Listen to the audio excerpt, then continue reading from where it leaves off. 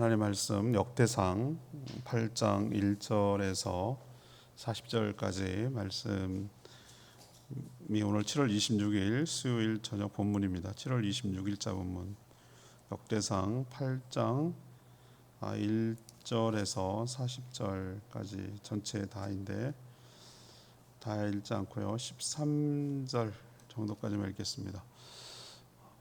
본문은 다 다르고 읽기는 8장 1절에서 13절 정도까지 읽겠습니다.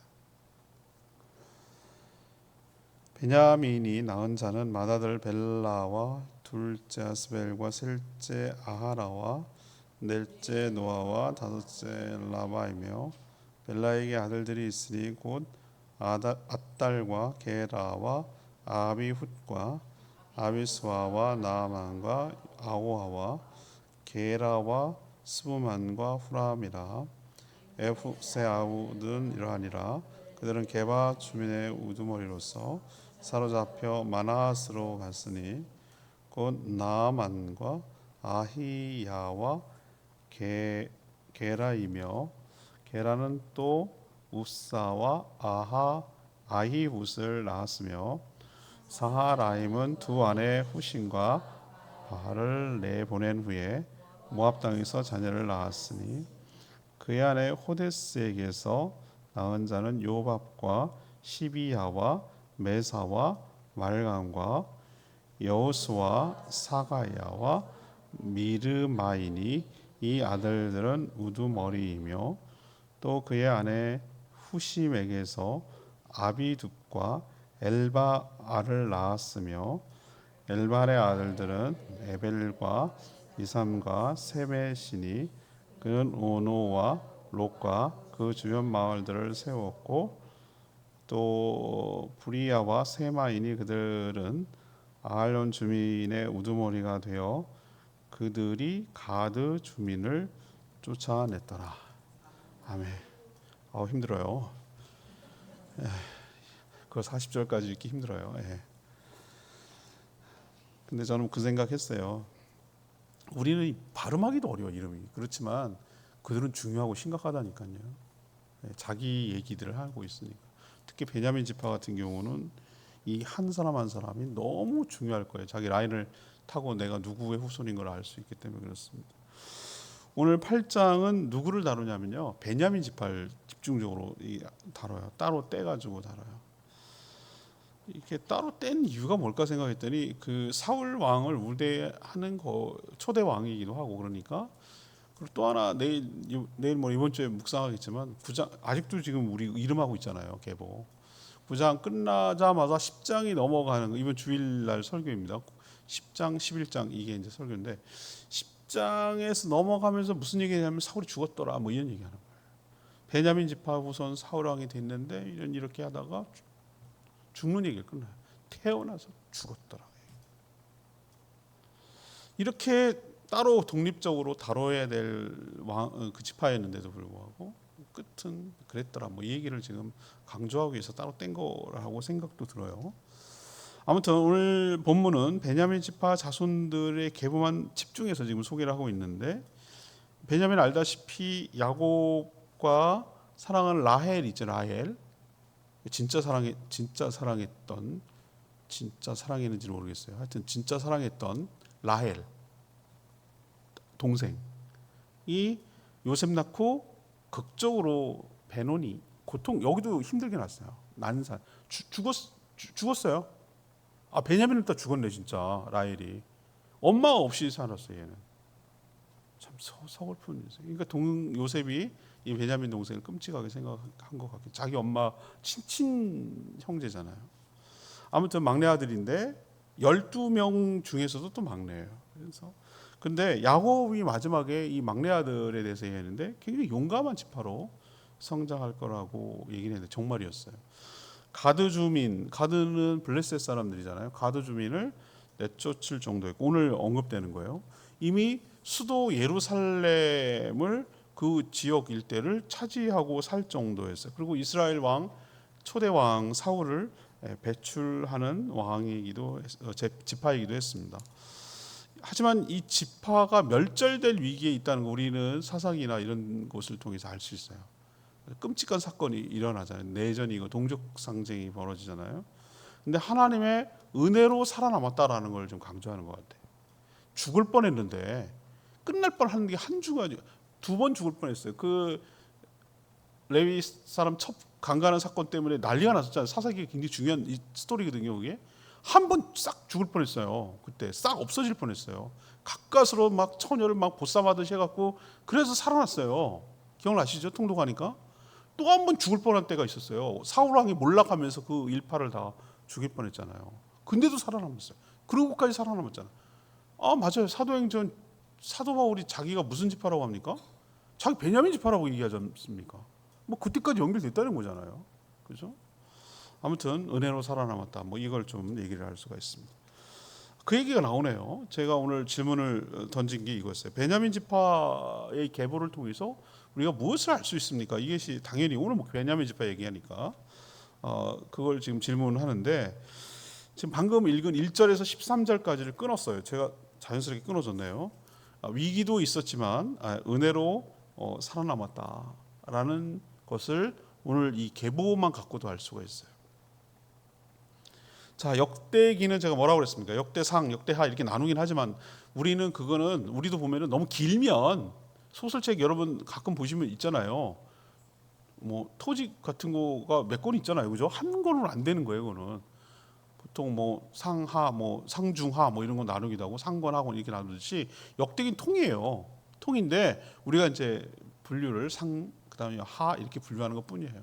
근데 역대기는 의도적인 역사책이라고 제가 말씀드렸어요. 첫 시간에 말씀드렸는데 바벨론 포로 귀환한 후에 자신들의 정체성이 흔들리고 자긍심이 완전히 바닥을 쳤어요. 포로로 끌려가 뭐 와서 보니까 이건 엉망이야. 뭐 하나 남는 게 없어. 뭐 완전히 우리나라 전후 6.25 끝나고 나서 완전히 폐해 후 전후의 느낌 아시겠죠? 전쟁은 끝나서 좋다만 54년도 느낌 아시겠어요? 그 느낌 완전 이거 뭐 어디부터 손을 대갖고 어떻게 해야 될지 모르는 먹고 살기 막막한 뭐 이런 혼란스러운 뭐 이런 느낌이란 말이에요. 딱 그래요. 완전히 자긍심도 바닥을 치고 안 돼, 우리는 안 돼, 뭐 이런 느낌.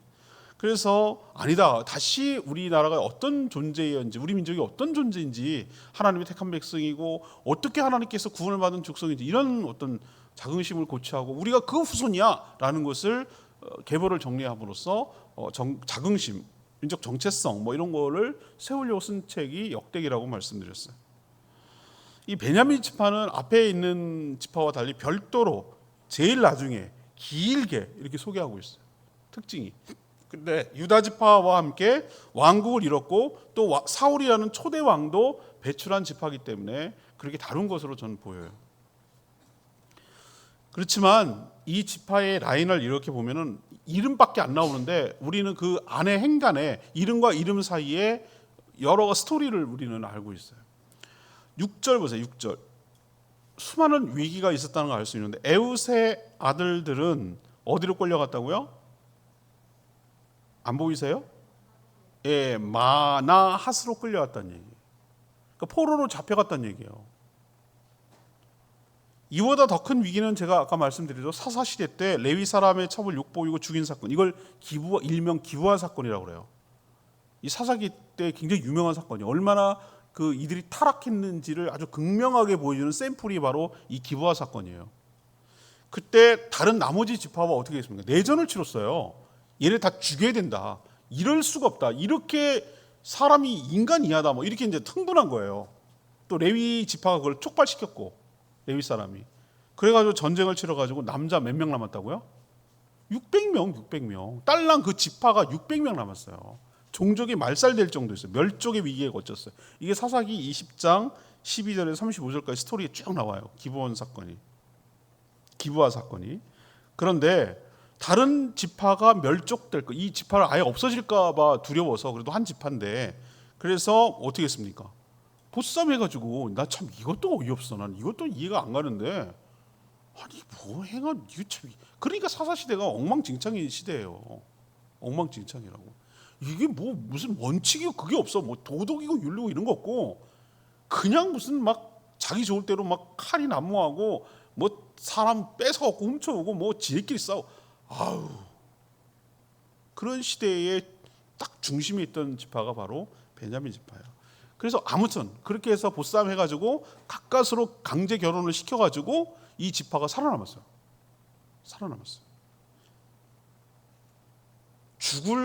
없어질 존재가 살아남았다는 얘기는 뭐로밖에 설명이 안 됩니까? 저는 하나님 은혜로밖에 설명이 안 됩니다. 또 두 번째 큰 위기가 있었다고 그랬죠. 사울 왕 이후가 어떻게 됩니까? 패족이라고 그러잖아요. 패족이라는 게 여러분 아시죠? 왕이 이제 몰락하고 왕조가 덜어지면은 그 밑에, 그러니까 옛날에 고려 시대 때 왕 이름이 뭐였어요? 왕 말 그대로 왕씨였어요. 왕이 왕이지. 왕씨는 다 죽였다니까요. 그러니까 어떻게 합니까? 점 하나 찍. 님이라는 글자에 점 하나 찍으면 남이 되고, 그거 가사도 있잖아요. 점 하나 찍었어. 옥이 됐어. 옥. 왕이라고 그러면 다 죽으니까. 그러니까 점 하나 찍어가지고 옥이라고 막 우기고 살았어요. 패족을 시키니까, 멸족이 될 위기에 있으니까. 마찬가지로 사울왕 이후에 누가 그 사울왕 후계라 그러면 그거를 좋아하겠어요. 완전히 그냥 왕따 되는 분위기지. 그렇지만 다윗이 살렸어요. 내가 보니까 다윗이 어떻게 했습니까? 국가적으로 정책적으로 보면 아주 표명을 한 거예요. 그 요나단 무이보셋인가요? 요나단의 다리 다친 아들 찾아내가지고 죽이려고 찾아낸 게 아니라 자기가 요나단과 한 약조가 있기 때문에, 언약이 있기 때문에 서로 잘 해주기로 했거든요. 상호 방위조야? 그건 아니지만 상호 뭐 협력조야. 그래서 정말로 약속대로 지켜줘요. 그래서 그렇게 공개적으로 하니까 함부로 못하는 거예요. 베냐민 지파를 함부로 못하는 거예요. 그래서 이들이 살아남았어요. 그 위기를 거쳤는데 오늘 왜 이야기를 꺼내는 줄 아십니까? 봐봐요. 지금 쓴 시점이 언제입니까? 역대기가 포로 이후에 있었다고 그랬잖아요.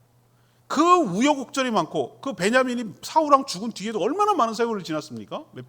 200-300년 지났을걸요. 그러고 났는데도 불구하고, 포로로 끌려갔는데도 불구하고 기적처럼 살아남고 연결되고 릴레이하고 계보 릴레이 해가지고 이 민족이, 이 지파가 죽지 않고 살았어.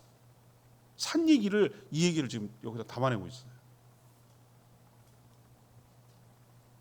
우리도 뭐 영화 같은 데 보면은 사극 그런 데 보잖아요. 왕자를 다 죽이고 그러는데 유머가 막 그러고 있잖아요. 그래서 뭐 다 살고, 뭐지? 원수를 뭐 칼을 갈아가지고 복수하고, 뭐 그런 무협지 영화 같은 거 많이 보셨잖아요. 그런 것처럼 이 베냐민 지파가 수많은 이 부침이 많은 지파인데 위기가 엄청 많이 있었는데, 없어질 위기가 있었는데, 그때마다 하나님께서 개입하셔서 그 민족이 사그라지고 없어지지 않도록 하나님의 은혜로 구해내시고, 그래서 살려내시는 하나님이에요. 그래서 이 지파가 없어지지 않도록 하는 하나님의 모습을 보면서 전 무슨 생각이 드냐면은, 그렇구나, 우리가 잘나고 잘해서 되는 게 아니구나. 하나님이 보호해 주시고 하나님이 살려주시는구나. 죽을 것 같은 순간이 오고, 이거 남들이 다 끝났다라고 말하는, 마치 나오미 집처럼, 그 집안이 이제 그걸로 끝이잖아요. 그걸로 끝났잖아요. 기대할 게 없잖아요. 근데 하나님께서 기적적인 계대 결혼이라는 방법으로 그 며느리 룻이 따라오게 만들고 보아스랑 어떻게 연결돼가지고, 이게 정말 우연이라고만, 제가 룻기 강의할 때 얘기했죠. 우연을 빙자하는 하나님의 필연이라고 내가 말씀드렸잖아요. 다 우연처럼 보여. 근데 하나님께서 만날 사람을 만나고, 그 타임에 그 장소 거기에서 그렇게 만나가지고 하나님의 역사를 이뤄가게 하시고, 하나님께서 그들을 보호하고 인도해 나가는 것을 우리는 설명할 길이 없으나, 하나님은 전체 큰 그림을 그려가면서 이렇게 놓듯이, 마치 뭐 요즘 유명한 미션 임파서블 뭐 이런 거에서 이렇게 막 조작을 하듯이, 우리는 모르지만, 우리는 그냥 바둑알 하나지만, 하나님은 여러 가지 생각하면서 이렇게 바둑을 포석을 두고 움직여 나가는 걸 볼 수 있다 이 말이에요. 그러니 여러분, 좌절할 것도 낙심할 것도 없는 것이, 주 안에 있는 자에게는, 주님 안에 있는 자는, 하나님의 손에 있는 자에게는 소망이 있고 희망이 있고, 하나님의 은혜와 축복이 있는 줄로 믿습니다. 두 번째 얘기를 해보죠. 14절에서 33절, 읽지는 않았습니다만 14절에서 33절까지 얘기는 저는 이렇게 이야기를 풀어내고 싶어요. 하나님이 주신 기회를 살리지 못했다. 하나님이 기회를 주시거든요. 기회가 축복인 거 여러분 아세요? 하나님, 우리는 완제품을 주기를 원해. 완제품. 우리한테 우리가 생각하는 축복은 그거예요. 그냥 통으로 주세요. 다 주세요. 그냥 요리 오늘 저녁에 먹는데요. 시간이 없어요. 빨리 좀 해주세요. 요리 준비해 주세요. 사장님 부탁해요. 그랬더니 10분 뒤에 갈게요. 그랬더니 탁 식당에 갔는데 우리를 위해서 탁 차려놓은 거예요. 너무 고맙더라고. 단골의 힘. 그러니까 시간 세이브한 거죠. 그렇죠? 그래서 허겁지겁 맛있게 먹고 왔어요. 예, 다 하나님 우리는 이렇게 딱 밥상 다 차려놓고 하기를 원해요. 아니요. 하나님 그렇게 하는 게 아니고 하나님이 축복하는 형태는 뭐냐면 사람을 통해서 기회를 주세요. 기회. 우리가 그 기회를 살려서 붙잡고 그것을 기회를 토대로 이렇게 풀어나가는 것을 하나님이 주시는 이게 축복이라는 걸 몰라요 사람. 그러니까 그게 축복인지를 아는 사람은 기회를 살려서 나가고 줬는데도 그게 하나님의 은혜라는 걸 모르는 사람은 그 기회를 날려버리는 거예요. 하나님 그렇게 주세요. 기회를 우리에게 몇 번의 찬스를 주신다고. 근데 가만 보면 내가 이런 얘기했죠. 잘 되는 사람은 잘 되는 것을 선택해 나가요.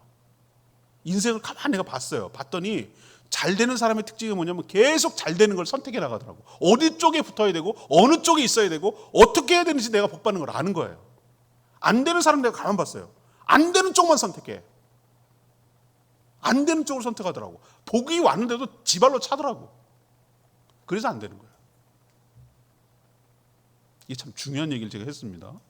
오늘 그 얘기를 하는 거예요. 베냐민 지파가 배출한 인물 중에서 사울 왕을 어떻게 빼놓겠어? 33절 오늘 나와요. 33절 넬은 기스를 낳고 기스는 사울을 낳고 사울은 요나단을 낳았다. 이 얘기를 슬쩍 지나가지만 이 베냐민 지파에서 사울 얘기를 어떻게 빼겠어요? 가장 중요한 핵심 인물인데.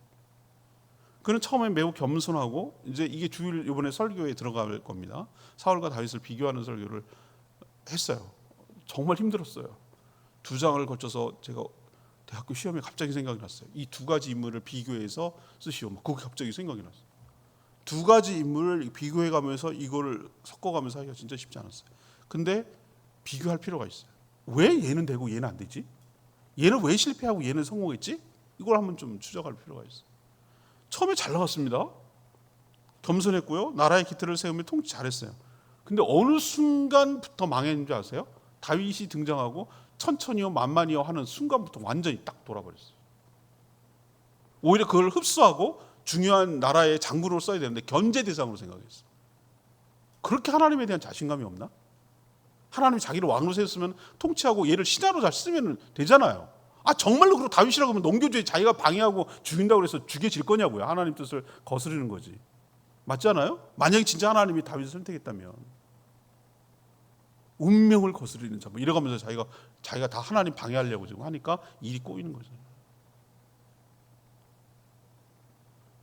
제가 야구를 좋아하는데 야구할 때 잘 투수가 던지다가도 어느 때 완전히 밸런스가 무너지냐면은 기습번트.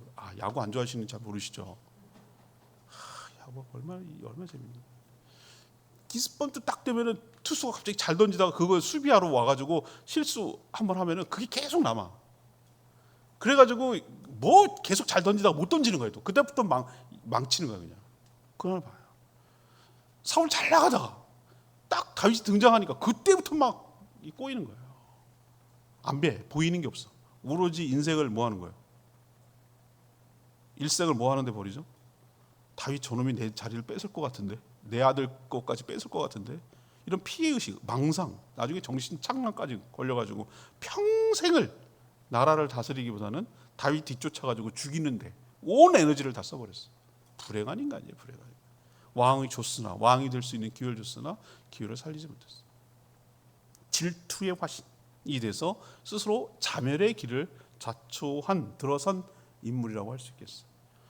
결국 하나님은 자신을 믿지도 순종하지도 않는 그가 급기야는 우상숭배와 미신에 빠지자 그를 떠나고 버렸어요. 이게 사무엘상 15장 17절에 기록되어 있어요. 그는 블레셋과의 전투에서 아들 요나단, 오늘 33절 아들 나오잖아요. 요나단, 말기스, 아비나답, 에스발. 이 아들 요나단, 나머지 아들들과 함께 비참하게 죽는 것으로 하나님의 예언이라는 것이 맞아떨어졌어요. 이게 아들하고 아버지가 동시에 전사하는 경우 드물잖아요. 근데 예언했어요. 동시에 죽는 것이 하나님의 심판이라고. 동시에 죽었어요. 사울이 자신과 그의 지파에게 주신 기회를 은혜라고 알고 이것을 잘 살렸더라면 베냐민 지파는 좀 더 존귀하게 쓰임 받는 지파가 저는 되었을 것이라고 생각해요. 아까도 말했지만 하나님의 은혜는 무엇을 통해 오신다? 기회를 주신다고. 완제품을 주는 게 아니라. 우리에게도 여러분에게 굉장히 기회를 많이 줍니다. 이거 해보시죠. 이거 섬기실래요? 이 기회를 줘요. 하나님이 일할 수 있는 기회를 줘요. 섬길 수 있는 기회를 줘요. 우리에게 누구 사람을 붙여줘요. 어떤 기회를 주신다고. 영혼에 구원할 수 있는 기회를 주신다고. 축복받을 기회를 주신다고요. 누구를 손님을 보내주셔서 어떻게 대접하고 어떻게 하는지를 보여주시기도 하고, 내가 그것을 섬길 수 있는 기회를 주시기도 하고, 눈에 띄게 하고 보이기도 하고, 그 기회를 잡는 사람에게는 축복이고 그 기회를 그냥 흘려버리고 놓치는 사람에게는 아무것도 없는 거예요. 사울 보면서 하나님이 주신 기회를 잘 살려내지 못한 반면교사를 우리가 삼아야 될 줄로 압니다. 결국은 기회를 내가 어떻게 하느냐는 하나님의 몫이 아니라 그 사람의 몫이에요.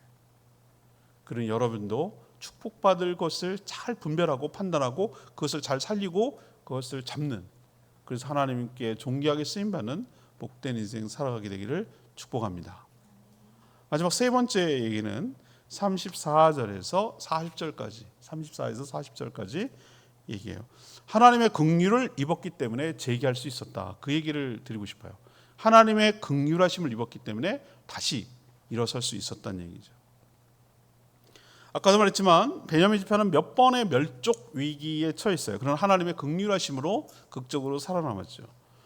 다윗은 자신을 죽이려 했던 사울의 후손들을 죽이지 않았어요. 보복하지 않았어요. 오히려 살리고 선대했어요. 이게 다윗과 사울의 차이겠죠. 베냐민 지파는 야곱의 예언대로 거칠고 포악한 지파예요. 그래서 13절 보면은 그들은 에브라임 지파가 침략했다가 오히려 당했던, 옛날에 에브라임 아들 죽었다고 그랬잖아요. 그래서 위로를 해줬다고 그랬잖아요. 어제 묵상했죠? 어제 묵상했어요, 여러분. 그래갖고 형제가 어려움을 당하면 위로해 주는 게 그게 어제 얘기예요, 여러분. 자신감. 이번 주일날 해도 돼요. 그러니까 또 해도 돼요. 그래서 그 지파 블레셋 가드와 이번에 싸워서 이겼어요. 13절에 보니까 이겼어요. 그 싸움에서 이겼다고 그랬어요. 남북이 분열될 때 유다 지파에 속해 또 왕국을 유지할 수가 있었어요. 그들은 바벨론 포로 이후에도 건실한 지파로 성장했어요. 이스라엘 재건에 크게 기여하며 역할을 감당했어요. 이게 느헤미야 11장 4절에 나와요. 베냐민 지파가 큰 역할을 감당합니다. 또 역대기는 베냐민 지파 후손들이 40절 보세요. 40절. 후손들이 용감한 장사며 뭐하는 자들이라고요? 활을 잘 쏘는 자들이라고 소개하고 있어요. 기본 사건 때도 그렇고 사울왕 전사 때도 그렇고 멸절 위기에서 하나님의 긍휼을 입고 다시 기회를 얻었어요. 하나님은 한 번의 실수로 끝장내지 않고 또 한 번 다시 재기할 수 있는 기회를 주시는 줄로 믿습니다. 자, 칼 잘 쓰고 무력 잘한다 그랬죠? 이게 양면성이 있다고 그랬어요, 여러분. 양면성이 뭡니까? 똑같은 칼이라도 요리사 그다음에 의사한테는 살리고 먹이는 칼이에요. 강도한테 주어지면 그거 죽이는 칼이에요. 이 베냐민 지파의 이 호전성을 정말 나라와 민족을 위해서 하나님 나라를 위해서 잘 쓰면 이게 축복이 되는 거지만 그것이 자기 유익을 위해서 잘못 사용하면 이게 엄청난 자해를 내상을 입힌다 이 말이에요. 이걸 우리에게 보여주지만 그럼에도 불구하고 하나님께서는 어떻게 하신다는 거예요? 긍휼함을 베풀어 주셔서 없어질 존재를 다시 한번 살려내시고 또 한번 기회를 주시고 재기할 수 있도록 은혜 주셔서 하나님의 긍휼하심이 얼마나 풍성한지를 우리에게 도전하고 보여주고 있는 줄로 믿습니다. 오늘 레마의 말씀이 40절 말씀, 울람의 아들은 다 용감한 장사요 활을 잘 쏘는 자라. 아들과 손자가 많아 모두 150명이다. 와, 야, 베냐민 자손들은 이러하였더라. 와, 대단한 집안이야 진짜. 어떻게 아들과 손자가 많아서 150명이 될 수 있죠? 와, 어마어마해, 그죠? 아들이 손자가 낳더라도 아들이 한 12명쯤 됐나 보지. 그리고 그 아들들이 전부 다 10명씩 낳나 보지. 그럼 한 150명이에요. 그렇죠? 그러지 않고서 어떻게 아들하고 손자가 150명이 됐어요. 아무튼 베냐민 지파는 실수와 허물이 컸던 지파였고 멸족의 위기도 몇 번 있었지만 은혜로 살아남았다고 그랬어요. 그 이유가 뭘까? 그는 하나님의 언약을 믿고 잘한 것, 아주 망할 것 같은데도 잘한 게 뭐냐? 유다 쪽에 붙었어요. 유다 쪽에 붙었다고요. 여러 지파 남북이 분열될 때 어느 쪽으로 왔어요? 북이스라엘 쪽으로 안 갔어요. 남쪽 유다 쪽에 붙었어요. 우리도 선택을 잘해야 된다고 그랬어요. 분별 선택, 굉장히 중요하다고 그랬어요. 어떻게 해야 되는지가 축복 받는 사람은 특징이 있다고 그랬잖아요. 복 받을 것을 자꾸 선택해 나간다고. 망하는 사람 특징이 망할 것만 계속 선택해 나간다. 하나님이 유다를 통한 구원의 역사를 이어갈 거라고 예언했거든요. 그래서 이쪽에 붙은 거예요. 다윗을 죽이려 했던 사울의 후손이지만 별도로 길게 기록했고 좋게 얘기하고 있잖아요. 만약에 사울이 속한 지파였다고 해서 막 할 것 같으면 막 함부로 할 수 있잖아요. 근데 내용을 보니까 그렇지 않아요. 분위기는 어떻죠? 굉장히 베냐민 지파를 좋게 쓰고 있다라는 것을 여기서 볼 수가 있어요. 통일 왕국의 초대 왕이기 때문에 그런 것이죠. 아직도 구장이 되려면 내일까지 가야 돼요. 내일까지. 지치면 안 돼요, 여러분들. 저도 안 지칠 테니까 여러분 지치면 안 돼요. 이른 가운데도 이 내용을 찾아내야 돼요. 오늘 첫 번째는 뭡니까? 베냐민 지파 얘기 중에서 위기도 있었지만 뭐도 있었다? 은혜로 살아남았다. 우리도 그렇다. 두 번째는 뭐예요? 하나님은 기회를 은혜로 주신다. 하나님이 주신 기회를 살리지 못하는 건 내 책임. 살릴 때 나에게 축복이 된다. 라는 것을 우리에게 가르쳐. 세 번째는 뭐예요? 벌써 죽어도 죽을 인생이었는데, 끝날 인생이었는데 하나님의 긍휼하심 때문에, 입었기 때문에 다시 재기할 수 있었다. 이 얘기를 오늘 베냐민 지파를 통해서 깨닫게 되기를 원합니다.